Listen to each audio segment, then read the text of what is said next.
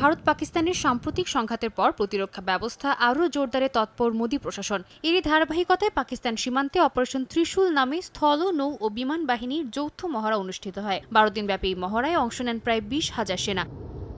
এবার আরও বড় পরিসরে মহড়ার ঘোষণা দিয়েছে নয়াদিল্লি। বাংলাদেশ, চীন, মিয়ানমার, ভুটান ঘেঁষা উত্তর পূর্ব সীমান্তে ব্যাপক সামরিক মহড়ার ঘোষণা দিয়েছে ভারত। নভেম্বর থেকে জানুয়ারি পর্যন্ত একাধিক পর্যায়ে চলবে বিমান বাহিনীর অনুশীলন। নোটিস টু এয়ারম্যান বা নোটাম জারি করা হয়েছে পুরো দক্ষিণ পূর্বাঞ্চলে, যা ভারতের সংবেদনশীল আকাশসীমা হিসেবে পরিচিত। মহড়ার সময় যুদ্ধ প্রশিক্ষণ, সমন্বিত অভিযান ও লজিস্টিক্স কার্যক্রম চালাবে ভারতের বিমান বাহিনী।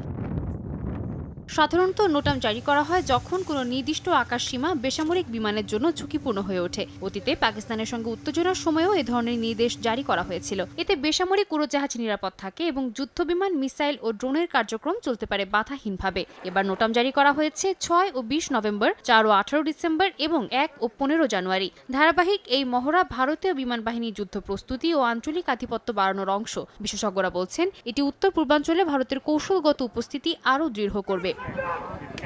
সাদিয়া তাসনিম, সময় সংবাদ।